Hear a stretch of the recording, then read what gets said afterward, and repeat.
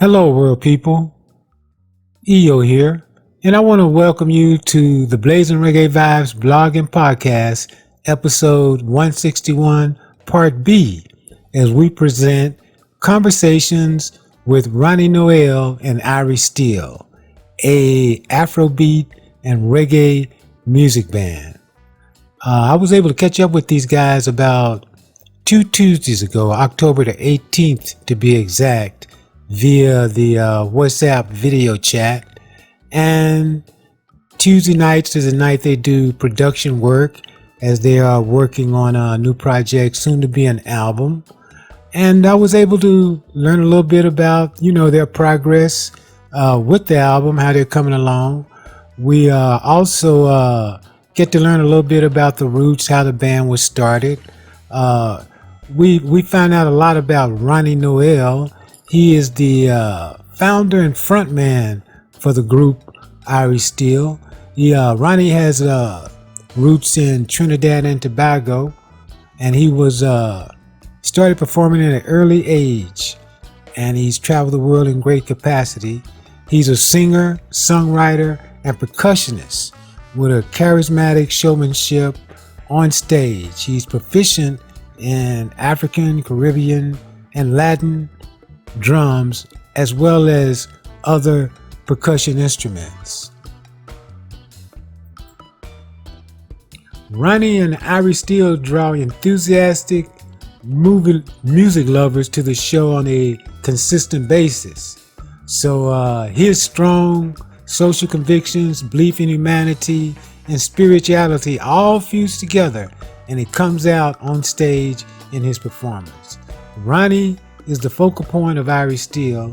He commands the stage and invites the audience into the experience. Irie Steele has been known to have helped lay the foundation for the booming reggae scene in Denver and Colorado as a whole. So let's pick up on our conversation with Irie Steele and Ronnie Noel.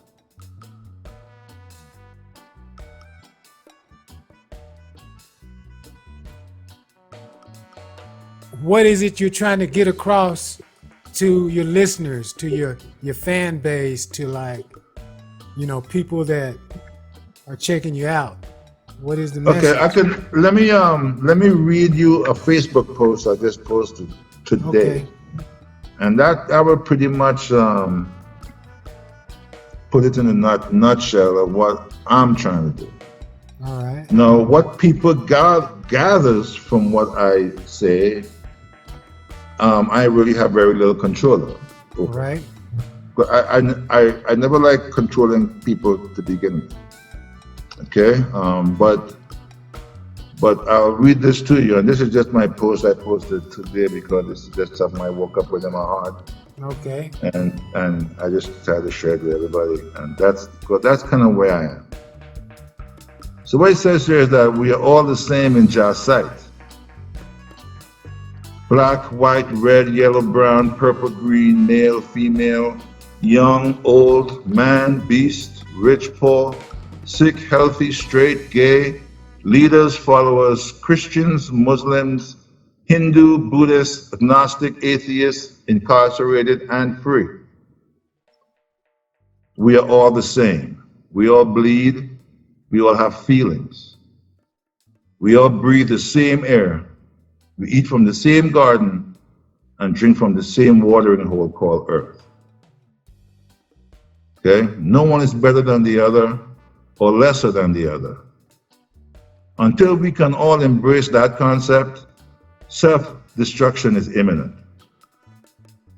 Okay? Mm-hmm. Now, what about that we're not getting? I don't know. So hopefully I can do my part to help people to embrace that concept. Okay. And I prefer to do it by example, so you have to live the life you want to see, right?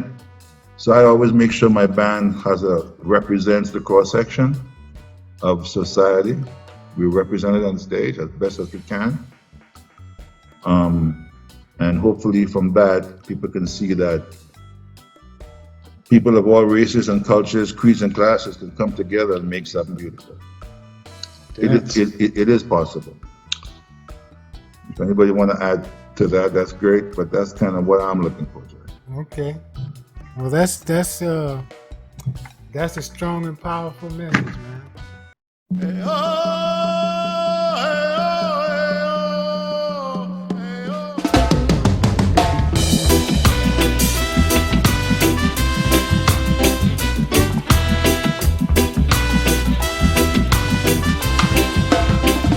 So much misery, it driving me crazy. Every day I look in the mirror and ask me, do I believe what I see on TV? Do I believe what people tell me? Should I believe in what I can't see? Believe in what I learned as a baby? So much confusion, just an illusion. Should I prepare for this revolution? I say, are you down with that? Are you down with that? Are you down with that? All right, so Irish Steele. So as I was saying earlier, we were talking about that People's Song. Is that the name of the song? Yeah. Well, people's song in English in the native dialect is called Oyote. Oyote. Now, Yeah, for the people. are you connected to, like, are the Native Americans up there the UTE, or is it another The Utes, tribe? no, they're out in Utah. Okay. But Ray in the band, he's a member of the Mescalero Apache tribe, Okay. and he's been with me for a long time. You know, Mhm. Irish Hill has always had a representative of the Native American people in the band. Right. Before Ray, it was Charles Gasper on bass. Remember? Mm-hmm. That's when we did the first album. Yeah. So I always like to have that indigenous, representation in the band. All right. So this new album that you're working on, you said it doesn't yet have a name, but Because it keeps growing. okay, that's And my producer already warned me about it. Like, hey man. Yeah, you said like 10 songs. That was as of today. all right. Well, that's very good. Yeah, I got my socks pulled up on there, so I gotta, So how does it? Okay, so has it been like, this is 2022, and so was the last album that y'all worked on, was that 2010? Yeah, that was about then. We worked on this album for a while, and when the COVID hit, Yeah, COVID. we were writing the album then. Uh-huh. The first half of the album we wrote with a record label called Skytrail. Okay. We had a publishing deal with them, and then they got bought out by Royal Frog Records, and then we were sold as part of the assets. Uh-huh. The Royal Frog, and then Royal Frog, I guess they really didn't know what they were doing. I mean, I think they did. I got along well with the owners, but for some reason they decided to get out of the record business. So, so now I'm left to finish the record. So we hooked up with Mofo Productions, Mm-hmm. Mofo Media, Mike Fox, and he's been producing us ever since. Oh, all right. But you wanted to know about People's Song, correct? Yeah. Like how it came about? Yeah. Well, Remember you had who that wrote question. it? I did. All right. Well, I know The you, band. as a group. I know as a yeah, the group. group we did. I wrote all. The band is I wrote- always yes, a part yeah, of it. yeah. Of always. I wrote the lyrics, yes. Uh-huh. But it's every band every song Irish Still puts out. It's a collaborative effort. Right. So so that's. But as far as People's Song is concerned, like I was saying earlier, there's a lot of good songs out there, but it's always about some topic, like whether it be about drugs or sex or guns or but there's no songs for the people. Right. People aren't writing songs for the people and with the people in mind. Okay. to give them a goal to rally around of unity and racial togetherness. Irish Star will always represent the cross section of society. In that, like for instance, I'm from Trinidad. Mike is from the islands. He's from where are you from, Mike? Well, Thailand. I'm from Thailand. Thailand, right? Spent quite a bit of time in the Pacific. Yes. All right. And then we have Mike here, who's well-traveled guy. His dad was a archaeologist. And I was born in Mexico City. Mexico So, City. yeah. Well, Dad was out in the jungle at the time. Right. Right. And we have Sam Clark.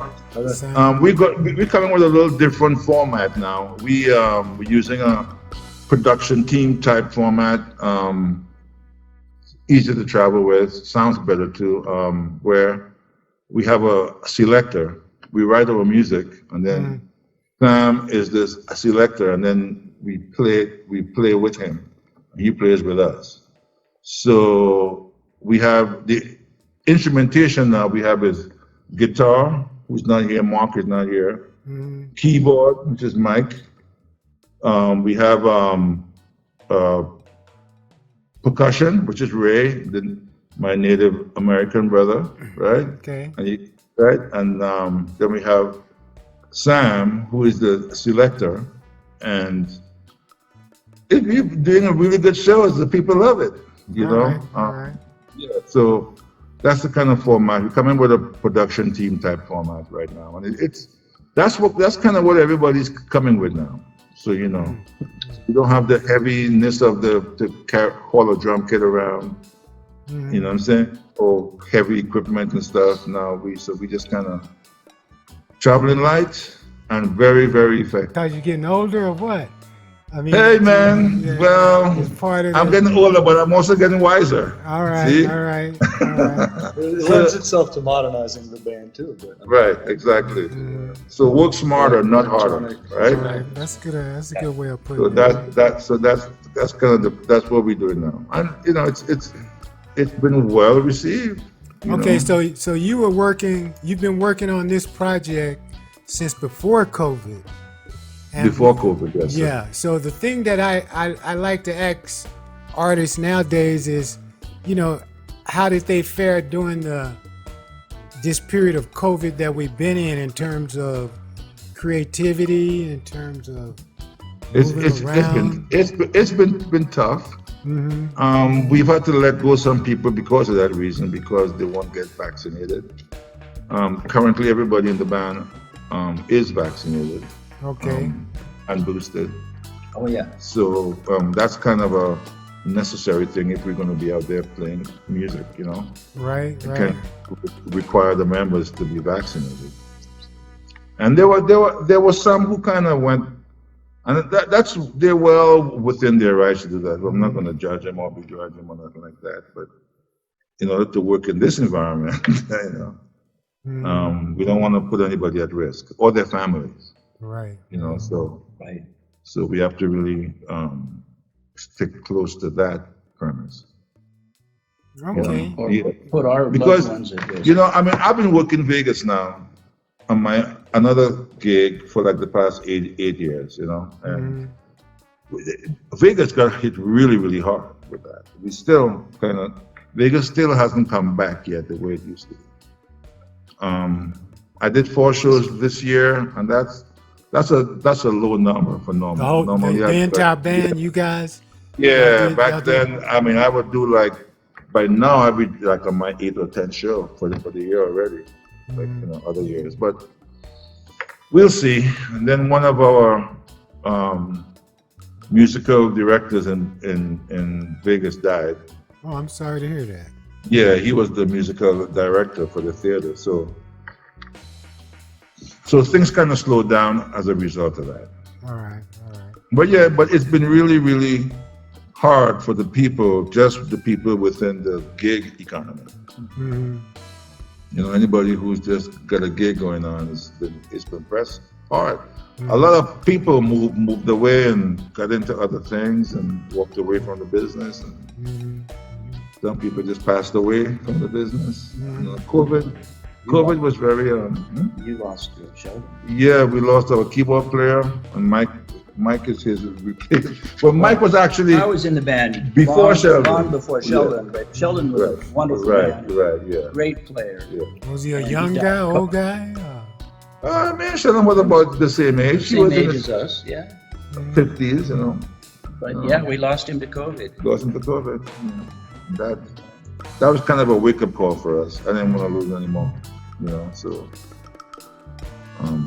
that hit me personally and hit us personally. That was inside the wire. So are you guys performing now? Yes, we are. 2022? We just played. We played we headlined the Denver International Festival. That was about 2 weeks ago. Is that And a then yearly we also. event? I'm sorry. Is that a yearly event? Yeah, it's a yearly event, but we've played that gig like what, 3 times now? We played up in Keystone twice. Yeah.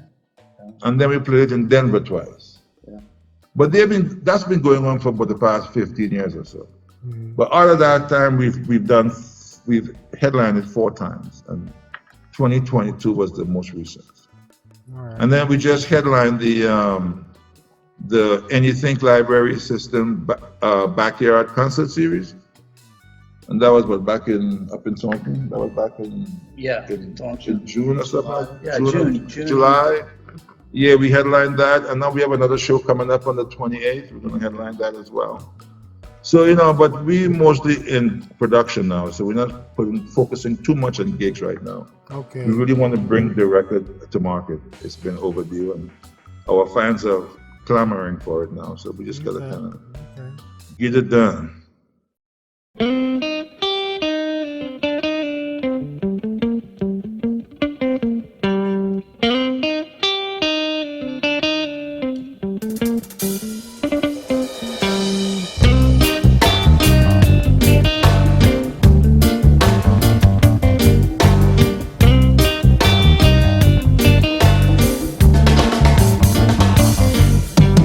Give thanks and praise to the Almighty Jah, forever faithful the King ruler. Praises and thanks to the Creator, forever holy protector. We are children from a distant star. We know victims of the social structure. In this system, people fighting against one another. Children.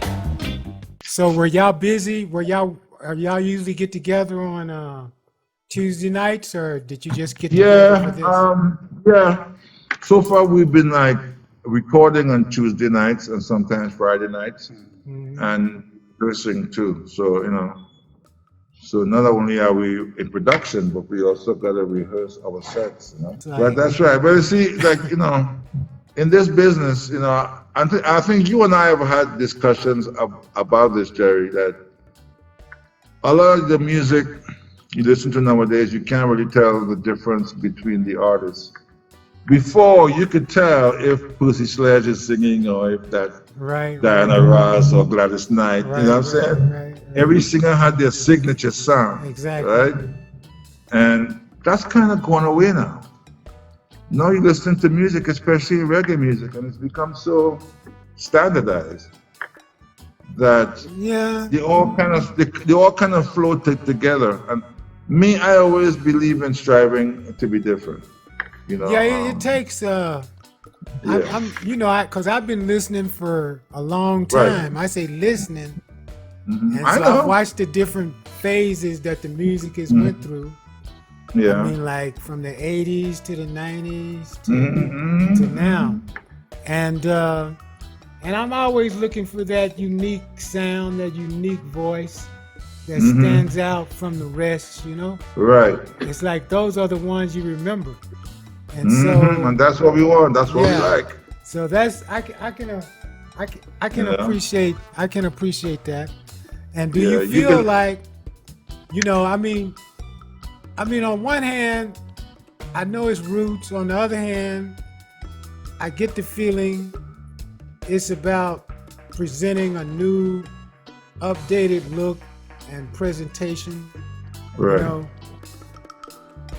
So do you think that the core message that got you into reggae back in New Mexico and places like that, Yeah. is it still flowing that strong?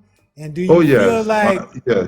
that, like, can you feel it in the people, that are listening to you, that are coming to your shows?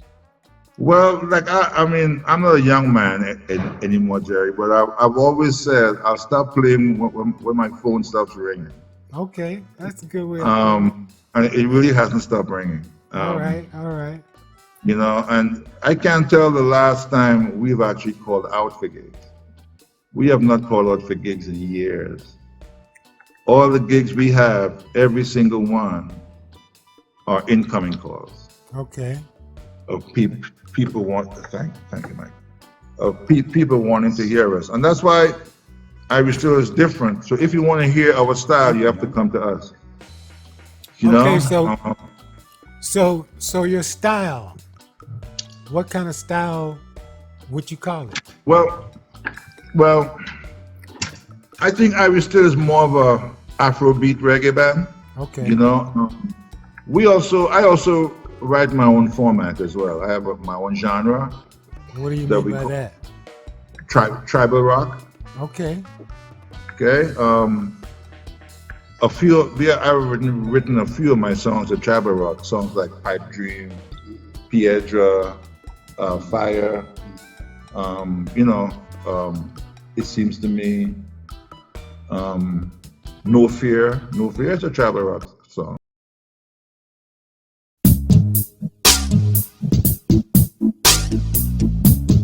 Irish Still, Don Brother, Dreaded Warrior. Spy, you cannot sneak into neighbor. Spy, you cannot hide where we can see. Spy, you cannot infiltrate through the back road. Spy, you shouldn't bring skullduggery. You know the CIA would not say no. The FBI wants to spy.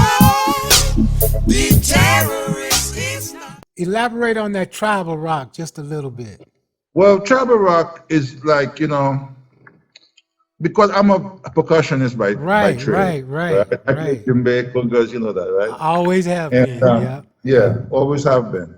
So I always want to bring that tribal, the drums brings that tribal element or that tribal component to the music, right? Okay. And then once you bring in the guitar, the kind of rock guitar, like if you listen to Pipe Dream or you listen to No Fear, heavy guitar, but heavy percussion as well, Okay. right? And to bring it with a melody and a beat that even people who don't like reggae would like that. And we get that as part of our feedback. A lot of folks come out to me and say, Ron, I know I don't like reggae, but I love you guys. Okay? So we're looking to bring in the folks from the fringes.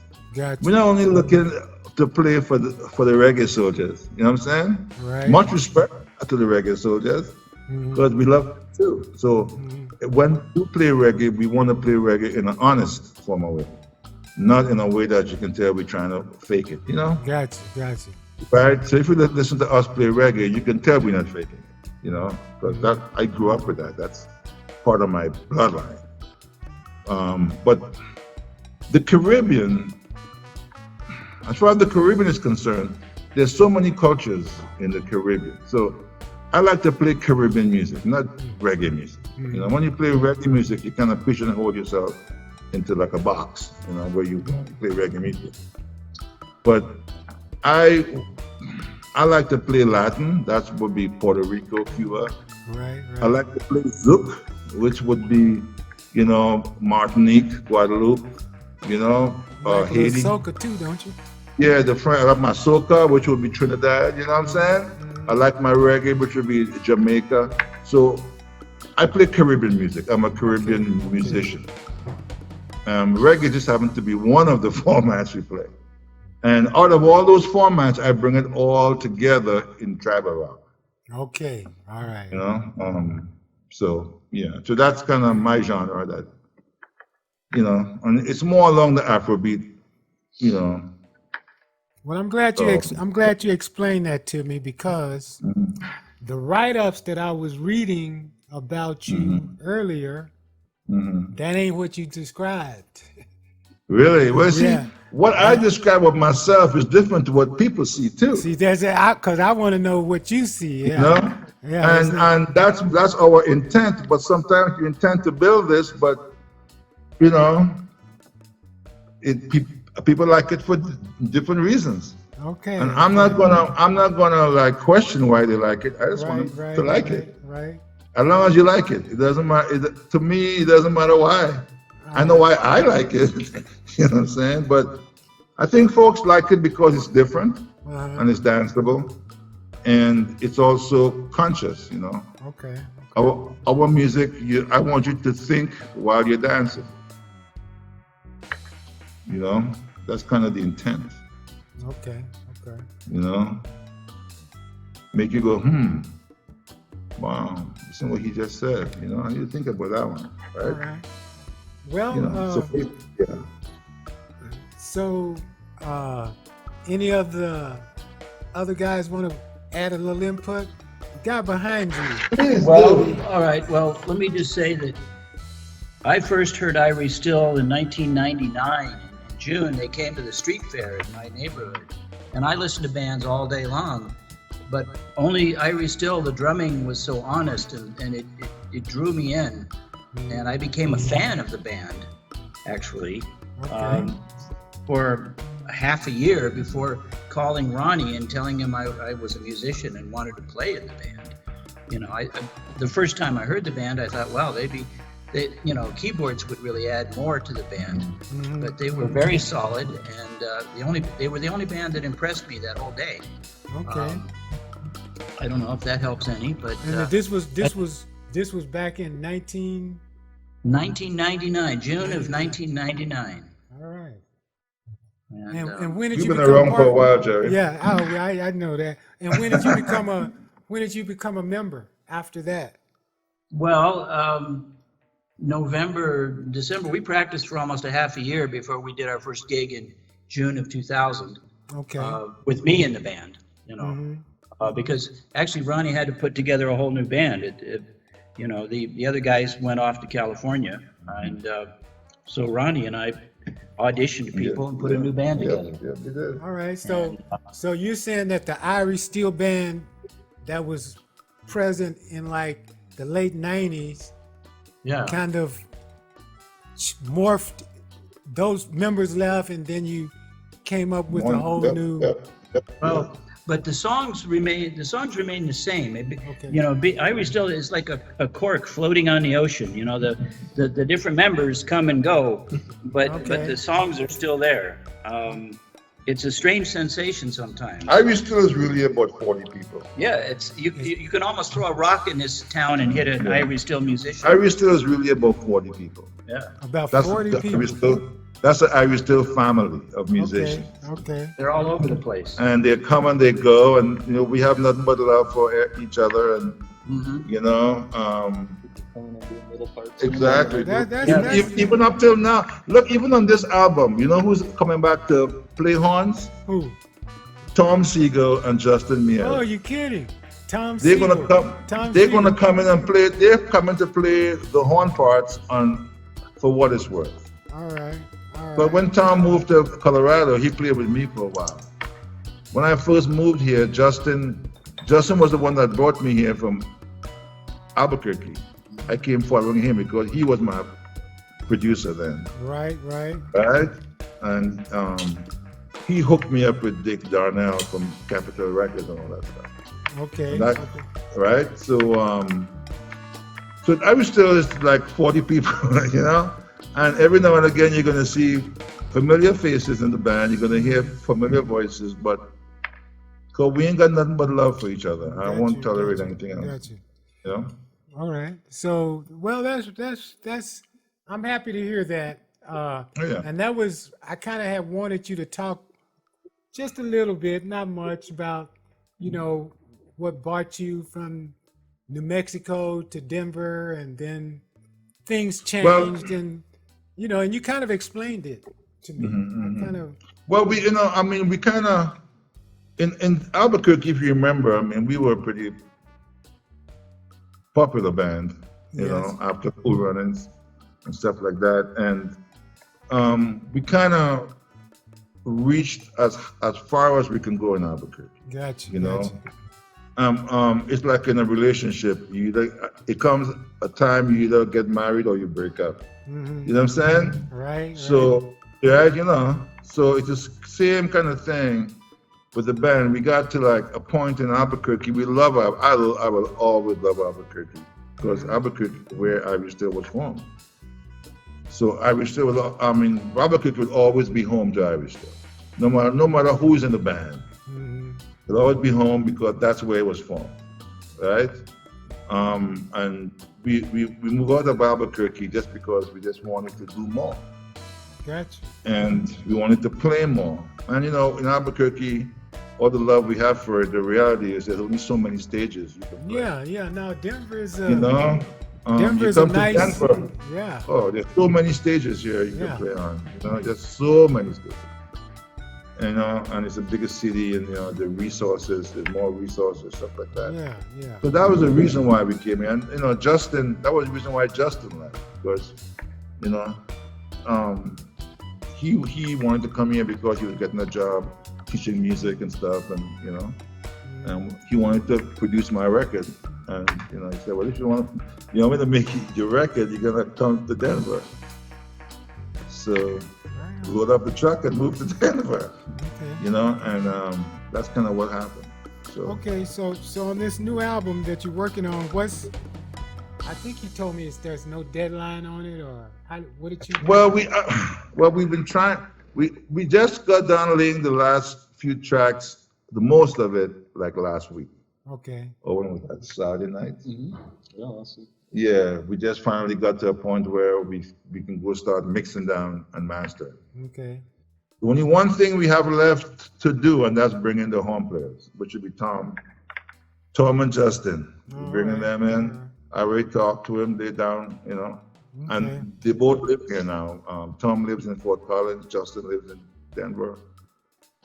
So it's just a matter of scheduling them this week or next week to come in and track, and then we're gonna go into the bigger studio and mix down, and the master will probably take place in Trinidad. A crew in Trinidad that does my mastering now, so probably run it by them. There's one song on there called Bust the Line. That rhythm was written in Trinidad by Dancing Dread Records. So he, Ibo, the producer there. Did you send me that song?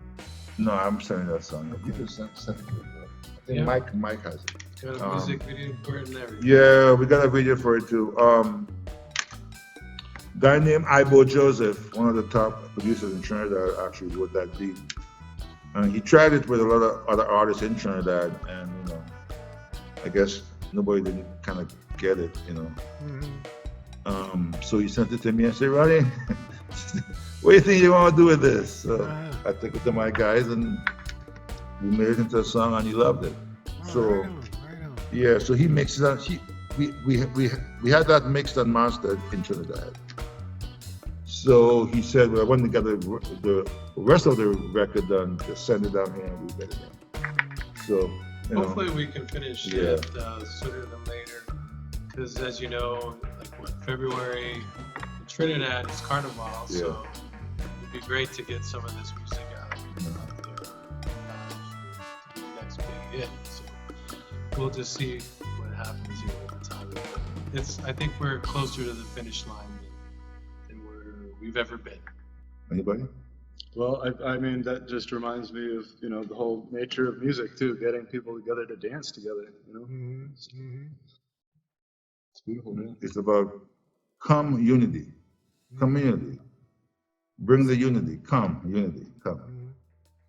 It's definitely something that when you go to an Irie Steele show, and this was evident at the Anything concert, and you could just look and see the smiles on people's faces and the way they get into music, and then they come up to you like during and after the show, and they're moved by it. So there's definitely power in Irie Steele's music, because the message, and it's not, when he's on stage, like it's not preachy in a way where you feel like you're talked down to. So I feel like people really embrace the music, and it's very, very evident when you go to a live show. You can feel it. It's palpable. We've been listening to conversations with Ronnie Noel and Irie Steele, a Afrobeat and reggae music band. I want to thank these guys for taking the time to sit down and chat with us and give us some insight into who they are, what their message is all about, and their up-and-coming project, soon to be a new album. I wish them the best in their endeavors and look forward to hearing the whole album, in its entirety. Can't wait. So wish you the best, and until next time, keep peace in your heart, spread the love, stay protected, be safe, and above all else, keep your vibes high. Remember where it all comes from. www.blazingreggaevibes.com.